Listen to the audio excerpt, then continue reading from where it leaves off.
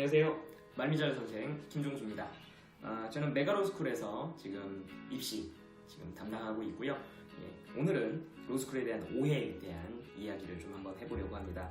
굉장히 좀 민감한 주제라서 조심스럽긴 합니다만 그래도 로스쿨 제도를 곁에서 가장 오래 봐온 사람으로서 한 번쯤은 꼭 변명 아닌 변명을 하고 싶었다라고 말씀드리고 싶네요. 자, 오늘 주제는요. 로스쿨 음서제라고 하는 그 많은 비판들 거기에 대한 얘기를 한번 해보려고 합니다. 로스쿨은 정말 음서제 아니냐, 돈이 많아야 갈 수 있지 않느냐, 뭐 대법관 출신 대법관 자녀면 갈 수 있지 않느냐, 변호사 자녀들이 많이 합격한다던데 뭐 이런 얘기들이 많이 있어서 거기에 대한 한번 변명을 해보도록 하겠습니다. 사실은 변명이라기보다는요, 지금 여기에 있는 사실 그것들을 말씀드리려고 하는데요. 결론부터 말씀드리자면 로스쿨 음서제는 저는 이 비판은 타당하지 않다고 생각합니다. 로스쿨 음서제는 그렇지 않다고 생각해요.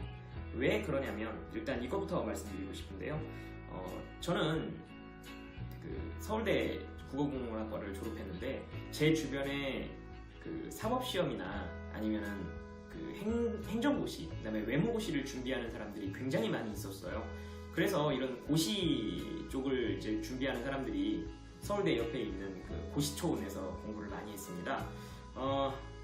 거기서 공부를 하는 사람들을 보면 보통 우리는 좀 환상을 가지고 있는 것 같아요.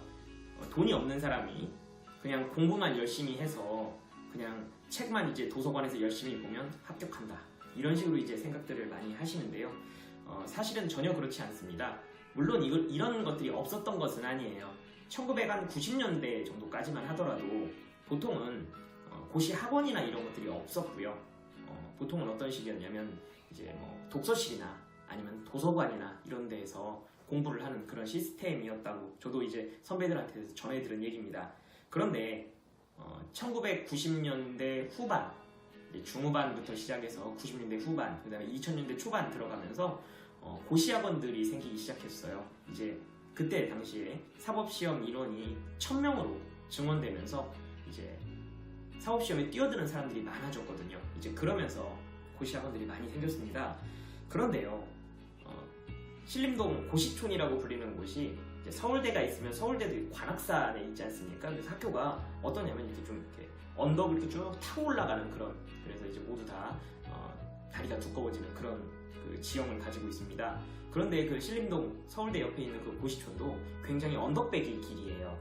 그런데 이미 거기가요, 저지대와 고지대로 나눠져서 저지대는 굉장히 물가가 좀 비싸고요, 고지대는 굉장히 물가가 싸고 그랬습니다. 그러니까 여기서 10만원짜리 그 독서실이면 저지대 쪽에서는 뭐 한 20만원 이런 식이었었거든요.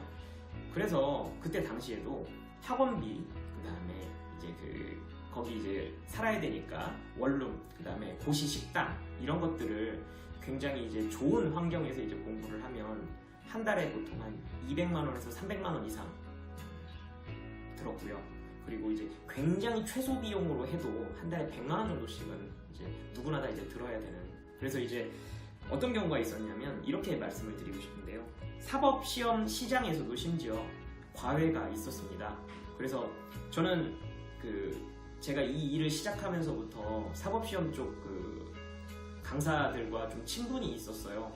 아무래도 이 시장 자체가 법조인 시장과 관련이 깊기 때문에 그쪽 선생님들하고 친분이 좀 깊었는데 그때 당시에도 과외가 있었다고 그렇게 얘기를 많이 들었습니다. 심지어 사법시험은 아무리 짧아도 보통 4년 정도 시험 준비를 하게 되는데요. 4년 정도 시험 준비를 하면서 들어가는 모든 돈을 그 개인이 감수를 해야 돼요. 그래서 예를 들어서 내가 만약에 신림동 고시촌에 들어가서 공부를 한다. 그런데 내가 서울이 집이 아니다. 지방에서 올라와서 공부를 한다고 치면 보통 원룸 하나가 월세가 보통 한 50에서 60만 원 정도. 그 다음에 거기다가 학원비가 한 달에 보통 한 50에서 60. 그 다음에 조금 더 깊이 있는 강의를 듣는다거나 아니면 보충 수업을 좀 더 듣는다 그러면 한 7, 80 정도 수준. 거기다가 추가적으로 식비 이런 정도 돈을 들이면 한 달에 200만 원 정도를 쓰게 되는 것은 거의 뭐 일반적인 수준이었었거든요. 그러면 1년이면 벌써 얼마냐면 그것만으로도 한 2,500만 원 정도 수준이고요. 그렇게 4년 정도 공부를 하면 1억이라는 돈이 들어가는 건데 그 1억을 온전히 다 개인이 부담하게 되는 겁니다. 그 온전히 그 개인이 부담을 하게 되었을 때 당연히 그 정도 이상이 되는 수입이 나와야만 했겠죠. 이제 그런 문제들이 좀 있었고요. 사실은 그러니까 이 모든 비용과 부담을 개인이 짊어져라 라고 하는 시스템이라고 한다면 로스쿨 제도는 1년 정도의 입시만 준비를 하면 그 이후로는 장학금 제도 같은 것들도 있고요. 그 다음에 학자금 대출 같은 제도 같은 것도 있고, 그 다음에 만약에 자신이 정말로 노력을 한다면 장학금이라던가 아니면 외부 장학금 같은 것을 받을 수 있는 이런 기회들이 충분히 준비가 되어 있습니다. 그래서 저는 사시 시스템보다는 오히려 그 로스쿨 시스템이 약자들에게는 훨씬 더 기회가 있는 제도가 아닌가라고 생각들을 하고 있어요. 심지어 로스쿨 시험은 사시 시험처럼 암기 시험이 아니기 때문에 자신이 그 주구장창 앉아가지고 시간을 갖다가 굉장히 많이 들여야 되는 그런 시험도 아닙니다. 그것도 입시 시험이 1년 안에 끝나기 때문에 1년이나 2년 안에 끝나기 때문에 사법시험처럼 4년, 5년 정도의 시간을 들여야 되는 그런 정도의 부담까지도 있지는 않습니다. 그런 점에서 보자면 돈이 반드시 많은 사람만 로스쿨에 들어갈 수 있다, 입학할 수 있다 이런 것들은 아니라고 말씀드릴 수 있겠습니다. 그래서 저희 학생들 중에는 어떤 학생들이 많이 있었냐면 자신이 직장인인데 직장에 들어가서 일을 하다가 거기서 이제 번 돈으로 입시를 준비해가지고 로스쿨에 입학해서 공부를 하고 있는 학생들도 많이 있습니다. 실제로 제가 작년, 재작년에도 직장인인데 1년 정도 일을 하다가 로스쿨 준비를 해서 로스쿨 입시에 이제 로스쿨에 입학해서 지금 공부를 잘 하고 있는 학생들도 있습니다. 이런 기회가 사법시험이면 있을 수 있느냐? 저는 그렇지는 않다고 생각합니다.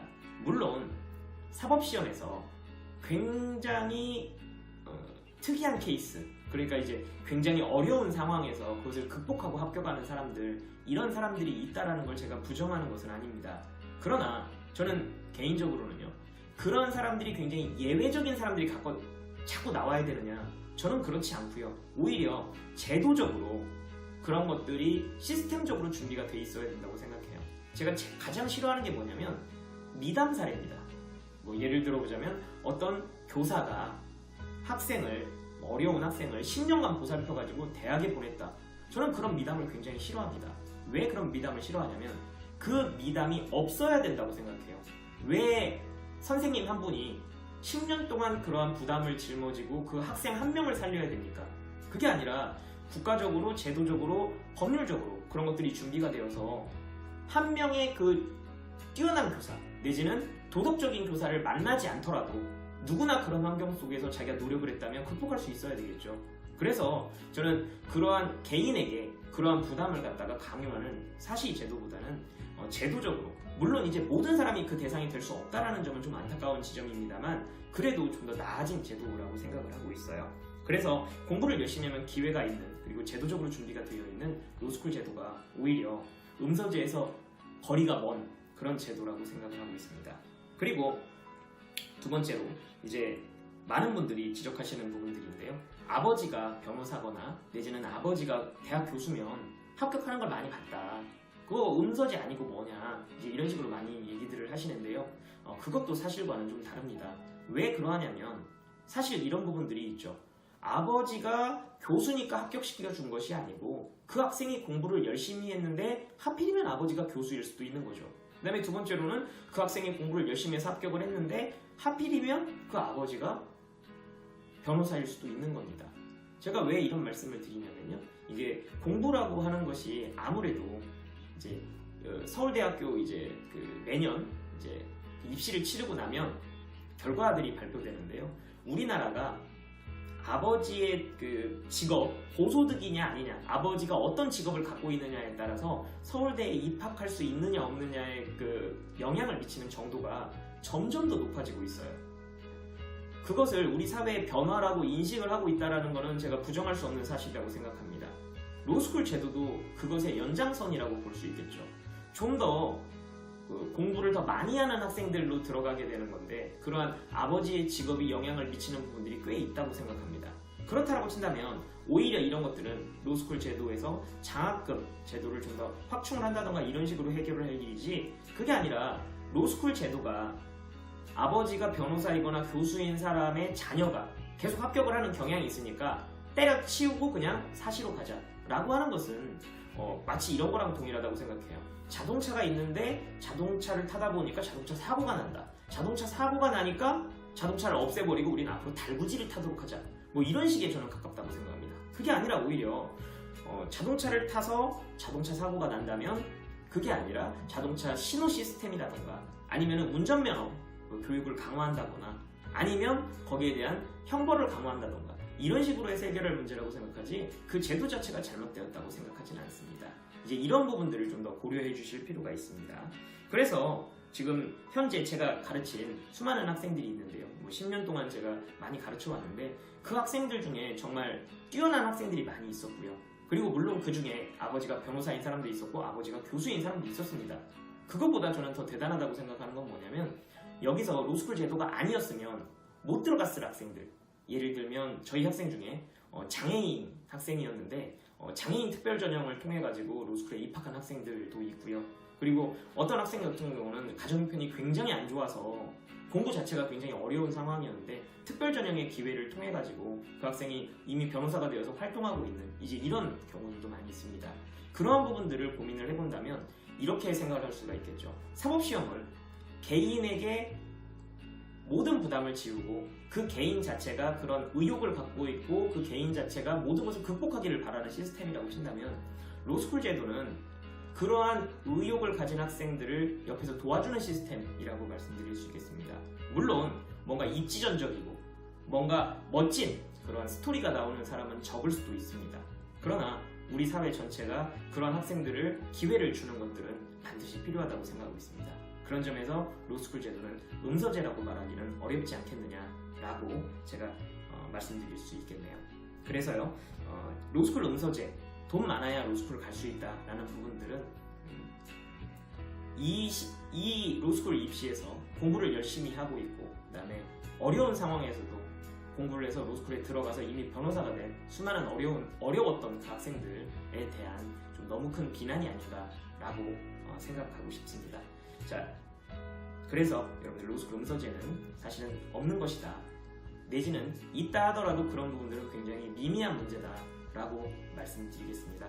자, 오늘은 여기까지 마치도록 하겠습니다. 감사합니다.